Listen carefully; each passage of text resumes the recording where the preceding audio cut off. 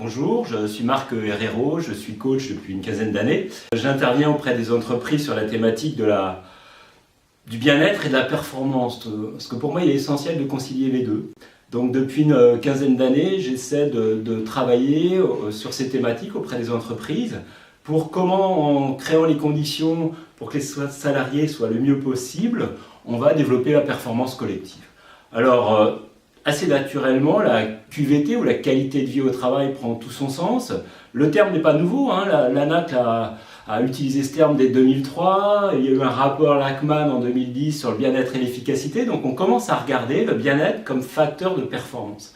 En même temps, fréquemment, on a une autre vision de cette même réalité si je vous parle de risques psychosocial, les RPS, une version beaucoup plus négative en fait, avec le stress, les tensions, les conflits, les addictions, voire le suicide. Et donc à partir de là, où regardons-nous le travail? Est-ce que nous allons regarder le travail du côté de la souffrance, RPS, ou allons-nous regarder le travail d'un côté un peu plus positif, ensoleillé, si je prends une expression liée à la météo? Et donc la qualité de vie au travail vise à tendre vers une approche beaucoup plus positive et constructive de l'environnement travail et créer les conditions pour que les personnes soient dans les meilleures dispositions pour être à la fois engagées, motivées, impliquées, être en capacité d'innover, d'assumer totalement leurs responsabilités. Donc la QVT est en ce sens une démarche très vertueuse et contribue durablement à la performance. À partir de là, ça veut dire quoi la QVT en quelques mots? Moi j'ai simplement envie d'insister sur 2-3 choses. C'est une manière d'innover dans la pratique managériale, dans l'organisation, dans la manière d'écouter les collaborateurs, les salariés, dans leur appréhension du travail, de ce qu'ils peuvent améliorer dans leur travail, et en fait de créer les conditions pour que tous les acteurs travaillent différemment et travaillent mieux ensemble. Alors quand je parle de tous les acteurs, effectivement, il est essentiel de s'intéresser à la fois à la direction. Comment la direction porte un projet QVT? Est-ce que la direction est vraiment convaincue que la QVT peut être un facteur de performance? Ça questionne aussi la place des managers, comment eux-mêmes vont faire évoluer leur rôle, leur posture, leur manière d'accompagner, soutenir leurs collaborateurs.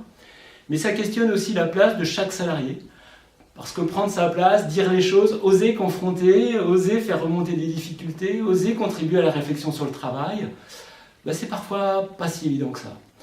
Et il y a également la place des syndicats. Donc une réflexion sur la qualité de vie au travail implique de mobiliser tous les acteurs dans une logique à la fois coopérative, constructive, et faire en sorte de construire un environnement plus propice à quoi? Propice à la confiance, à la liberté, à la responsabilité, à l'innovation, à la créativité. En tous les cas, tout un tas d'éléments qui, à mon sens, semblent incontournables aujourd'hui. Dans un environnement qui va vite, le système doit être en capacité de s'adapter rapidement et efficacement à ces multiples enjeux. Donc pour moi, en tant qu'intervenant depuis une quinzaine d'années sur cette thématique, il semble essentiel de créer les conditions pour que chaque personne soit bien dans son job, bien dans sa vie, et contribue efficacement à l'efficacité collective.